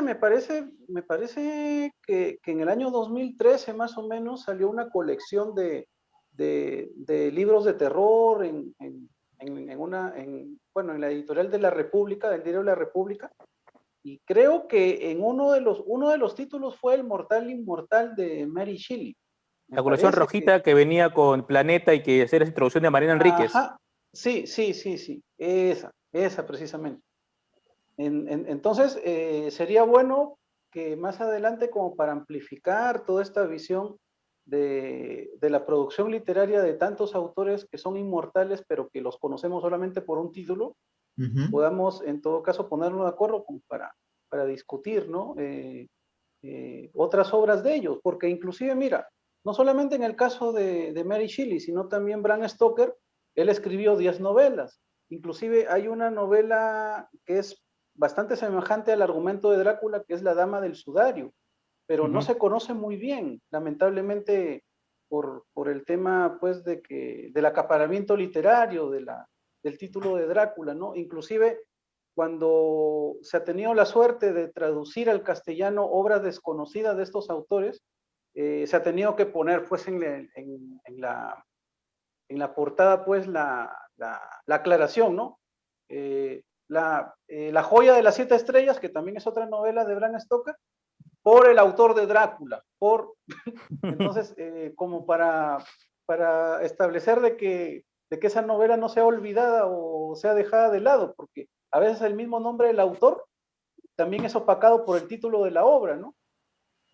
Entonces, Arthur Conan Doyle, en el caso de Sherlock Holmes, también tiene otros libros que son bastante interesantes, inclusive en Editorial Aguilar, esta editorial, bueno, española, sacó, de hace varias décadas, una serie de obras completas en 5 tomos pequeños, en donde estaban no solamente las aventuras de Sherlock Holmes, sus cuentos y novelas, sino también otras obras de Arthur Conan Doyle, ¿no?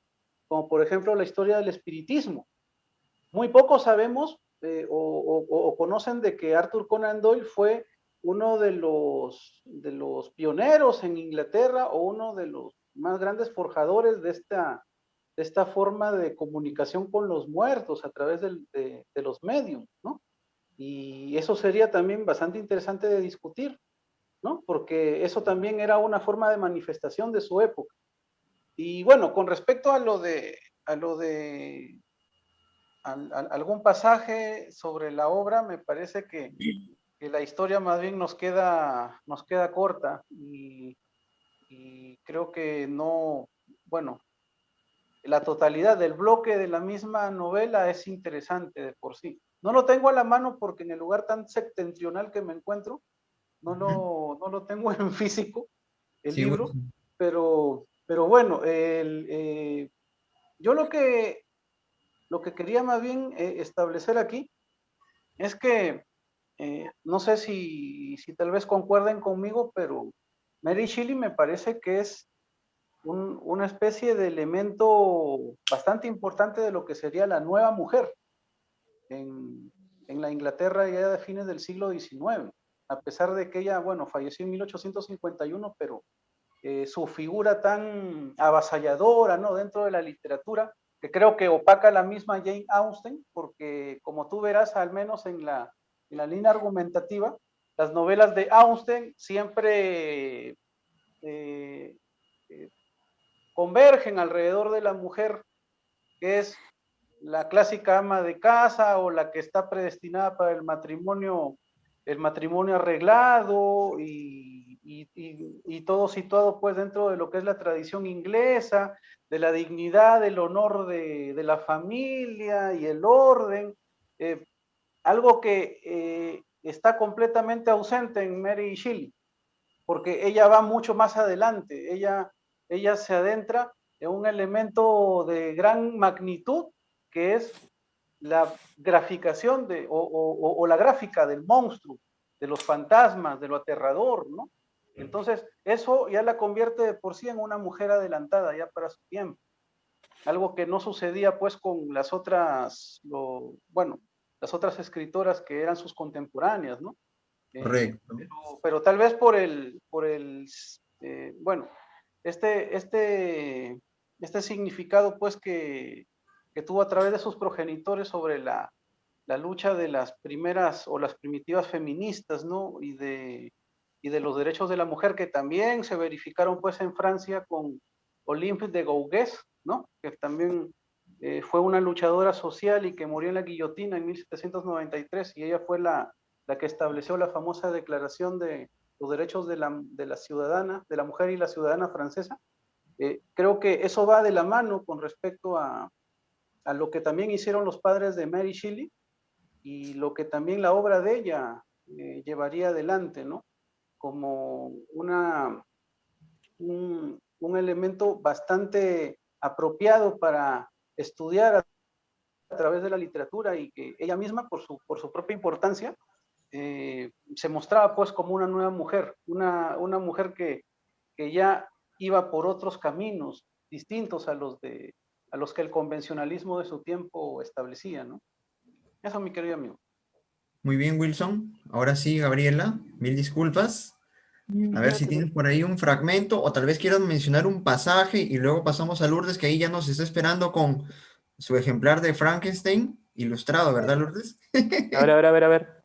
Ahí está. Ah, Ya nos va a mostrar. Gabriela, te escuchamos. Para decirte, amigo, que cuando he leído la obra, he encontrado un montón de fragmentos. Como dice, una obra es importante porque nos lleva a la realidad, ¿no? Y sobre todo porque uno debe aprender de esa obra. Y encontré un montón de fragmentos que acá tengo, que todos me parecen interesantes, la verdad, la mayoría. Por ejemplo, una de las frases que dice, pero ¿acaso no es un deber para con los supervivientes al intentar no aumentar su pena con nuestro dolor exagerado? También es un deber para contigo mismo, pues la tristeza desmesurada impide el restablecimiento y la alegría. Incluso impide llevar a cabo los quehaceres diarios, sino que ningún hombre es digno de ocupar un sitio en la sociedad. Por ejemplo, cuando dice padre de Víctor, ¿no? ¿Para qué estar tristes si a veces la tristeza o la depresión no nos impide a veces llevar los quehaceres diarios, ¿no? Por ejemplo, hay otro fragmento que dice, no, nada hay más doloroso para el alma humana después de que los sentimientos se han visto acelerados por una rápida sucesión de acontecimientos, que la calma mortal de la inactividad y la certeza que nos privan tanto del miedo como de la esperanza. ¿No? Como hay fragmento, por ejemplo, que nos habla acerca de a veces las personas tenemos un problema y no actuamos, ¿no? Nos quedamos en la inactividad, ¿no? Por ejemplo, otro fragmento que he encontrado son en la página 42, los sujetos que más repugnan a la delicadeza de los sentimientos humanos atraían toda mi atención. Vi cómo se marchitaba y acababa por perderse la belleza, cómo la corrupción de la muerte reemplazaba la mejilla encendida, cómo los prodigios del ojo y del cerebro eran la herencia del gusano. Me detuve a examinar y analizar todas las minucias que componen el origen, demostradas en la transformación de lo vivo en lo muerto y de lo muerto en lo vivo. No como el ser humano, la existencia del ser humano, estamos vivos, pero al final vamos a ser herencia del gusano, ¿no? Y así he encontrado más fragmentos que realmente me parecen muy interesantes, que si te enseño casi la mayoría de las páginas, frases bien bonitas para la vida, que por eso les invito a todos a leer esta obra, porque es muy interesante, ¿eh? Frases muy bonitas acerca de la vida, de las desgracias, de cómo afrontar los miedos, las desdichas, ¿no? Bonita la obra. Esos son los fragmentos que yo tengo, ¿no? Muchas gracias, Gabriela. Muy interesantes tus fragmentos. Escuchamos la lectura de Lourdes, que ya está con su edición ilustrada. ¿De qué editorial, Lourdes? Alma Clásicos, de Alma Clásicos. Muy bien. Lourdes le va a dar lectura a los fragmentos que he encontrado, los fragmentos que le han gustado, y al final nos despedimos, ¿sí? Lourdes, ¿te escuchamos?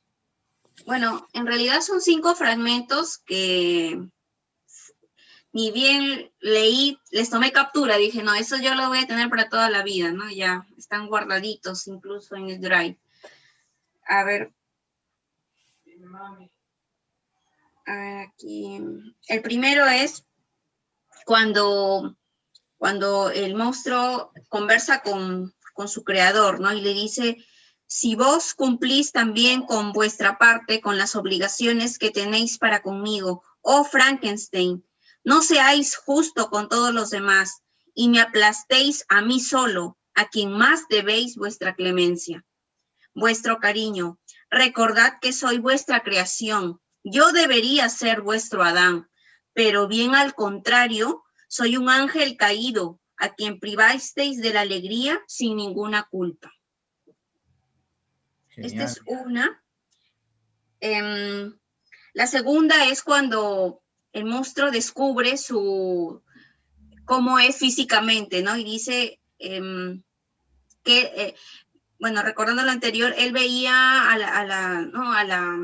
a Ágata, a Sefi, que era la prometida de Félix, las veía tan bellas, y cuando él se ve reflejado, dice, cuando me vi reflejado en el agua del estanque, al principio me retiré asustado, incapaz de creer que en realidad era yo el que se reflejaba en la superficie espejada. Y cuando me convencí plenamente de que realmente era el monstruo que soy, me embargaron las sensaciones más amargas de tristeza y vergüenza. Oh. La siguiente es en cómo Frankenstein se arrepentía porque él había sido un alumno prodigioso, ¿no? Y decía, ahora solo me sirve para sumergirme más aún en este fango. Todas mis fantasías y esperanzas han quedado en nada. Y como aquel arcángel que aspiraba a la omnipotencia, ahora me veo encadenado en un infierno eterno. Mi imaginación era viva, pero también tenía una gran capacidad para el estudio. Y gracias a la conjunción de ambas cualidades, bueno, y ahí, ¿no? Ahí me quedé. Y a ver, esta. Perdón. Ya. Es cuando lo crea, dice, en un ataque de apasionada locura, creé una criatura racional y me vi obligado a proporcionarle en lo que me fuera posible felicidad y bienestar. Ese era mi deber, pero había un deber aún mayor que ese. Mis obligaciones respecto a mis semejantes tenían más fuerza porque de ellas dependían a su vez la felicidad o la desgracia para muchos otros, ¿no? Es cuando empieza Frankenstein incluso a sentirse culpable, ¿no? Porque él nunca le dio ningún consejo, no, ni siquiera ni bien abrió los ojos, él huyó despavorido. Y la última, que la verdad esa sí me hizo sentir mucho, ¿no? Es yo era afectuoso y bueno, la desgracia me ha convertido en un demonio. Hazme nuevamente feliz y volveré a ser virtuoso. Sí, sí, esa es una de las citas más conocidas, ¿no? Ernesto, ¿puedo dar Dime, una frase también bonita que también he encontrado? dinos la, Porque la yo frase también he bonita, encontrado Gabriela. varias. Mira, por ejemplo, dice, ¿por qué presume el hombre de una sensibilidad mayor al de las bestias cuando esto solo consigue convertirlos en seres más necesitados?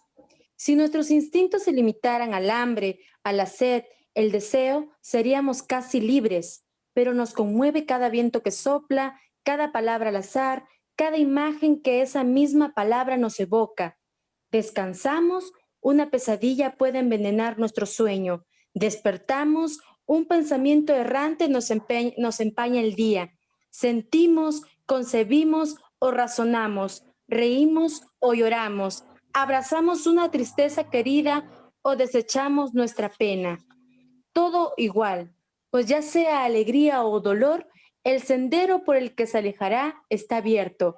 El ayer del hombre no será jamás igual a su mañana. Nada es duradero, salvo la mutabilidad. ¿No? Eh, Este fragmento que nos habla de los cambios, ¿no? De que no hay una limitación en el hombre, de que siempre va a haber cambio. Ese Genial. parece algo de Heráclito de Éfeso. Sí, sí, Algo No, es así, bien más o menos. bonitas, Claro. hay fragmentos, hay un montón de fragmentos Sí. muy bonitos, que a mí me quedó chico, la verdad. correcto, sí. Fíjese, pues, a diferencia de los otros mitos, no tiene vamos a decirlo así, una referencia basada en una historia popular, ¿no? Como por ejemplo, sí lo fue Drácula, ¿no?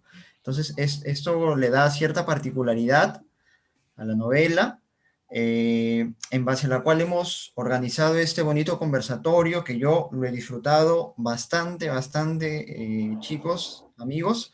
Muchísimas gracias a todos y cada uno de ustedes por acompañarme. No es fácil investigar, leer, buscar, y por eso sé que mi persona, tanto como quienes están viéndonos, saben también apreciar el esfuerzo que han hecho para estar aquí hoy día, celebrando con este conversatorio los 170 años del fallecimiento de Mary Shelley. Sus palabras de despedida, amigos. Oscar, ¿te escuchamos? Perfecto. Muy agradecido a todos los que nos han acompañado en esta transmisión. Gracias, Ernesto, por la invitación. Lourdes, Gabriela, Wilson, muy agradecido por compartir esta velada. Ha sido interesante unirnos por estos medios virtuales. Mi invitación es a todas las personas que nos han visto y los que puedan ver luego también esta transmisión, es que leamos, nos acerquemos a la literatura, nos acerquemos a los libros. Es un mundo bien interesante. De repente nosotros, en nuestro afán de querer mostrarles lo complicado que es el análisis literario, hemos tal vez asustado a algunos, pero no, la literatura es más bonita, es ágil, es ligera, es un disfrute. Sería ideal que más adelante podamos seguir compartiendo estas alegorías literarias y nada, muy agradecido por todo y nos vemos hasta una nueva oportunidad. Muchas gracias, Oscar. Wilson, a ver, mientras se conecta Wilson, Gabriela, Sí, tus mira, palabras de despedida. Bueno, Ernesto, agradecerte en primer lugar a ti, gracias por la invitación y también agradecer a todos los participantes. Ha sido una conversación muy amena, muy divertida, conversar sobre todo sobre Frankenstein, invitar a todos los que están viendo este conversatorio que que sigan la lectura, ¿no? Que se motiven a la lectura porque es muy bonita, porque te ayuda a descubrir muchos mundos, te ayuda a aprender también varias cosas de la lectura, se aprende para la vida también, a reflexionar acerca de la vida. Invitarles a que lean Frankenstein. Muy bien, por aquí nos están haciendo comentarios. Ever Joel, saludos Ever Joel, Noelia Ramos, Daniel Paz Zúñiga, también está ahí Nilson Fustamante, el poeta empedernido, está comentando. Manuel, el profesor Manuel Parragués Guanilo también está ahí viéndonos. Saludos, Manuel, gracias por tu fragmento. Ahí está su fragmento. Yo era afectuoso y bueno, la desgracia me ha convertido en un demonio. Hazme nuevamente feliz y volveré a ser virtuoso, ¿no? Lo que nos leyó Lourdes. Saludos, Lucero Chanamé, gracias por vernos. Y cerramos con las palabras de despedida de Lourdes Díaz. Bueno, invitar a todos a que lean no solamente Frankenstein, sino toda la obra literaria de Mary Shelley, que es muy interesante, y invitarlos, ¿no? Ya que Mary Shelley ha sido una mujer fuera de serie, ¿no? Para su época, nos deja un pensamiento filosófico, crítica a la sociedad, también nos hace analizar el sentido de la vida, problemas acerca del conocimiento de esa época, el feminismo, la política, la ciencia y por último el deseo de inmortalidad de esa época, ¿no? El deseo de la inmortalidad, que era como hablar ahorita de algo polémico. De la pues vacuna.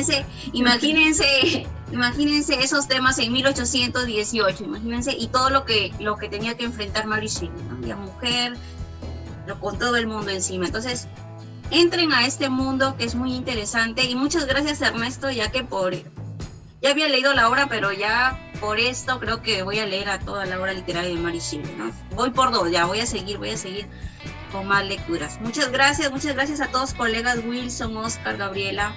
Muy interesante toda la información que nos han brindado. Wilson, cerramos contigo, Wilson. Sí, hubo un pequeño, bueno, desperfecto acá.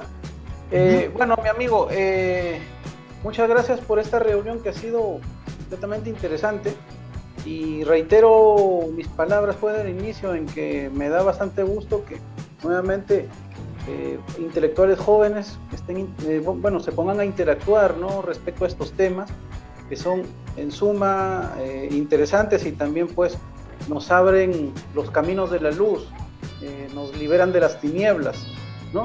Si la mayor parte de personas tuvieran pues la buena costumbre de la lectura, el buen hábito de la lectura, creo que no tendríamos los políticos que tenemos ahorita gobernando este país, ¿no? Sería una cosa muy distinta, porque estamos dentro del ámbito pues de aquellos que en verdad tienen el sentido de libertad, ¿no? Y en este caso es, bueno, los intelectuales, las personas que leen también, ¿no? Los lectores. Y esperemos pues que en otra oportunidad podamos disertar sobre otro tema, ya que el plan consiste en llegar al público a través de estos conversatorios, y también poner nuestro granito de arena pues en cuanto a los comentarios, en cuanto a esta revelación de las novelas que tanto apasionan a los lectores, y que bueno, siempre son recurrentes, en este caso los clásicos, ¿no? Muchas gracias para todos. Muchas gracias a ustedes y buenas noches. Hasta la próxima. Bye. Hasta luego. Ya se viene Mary Shelley 2. Chao, chao.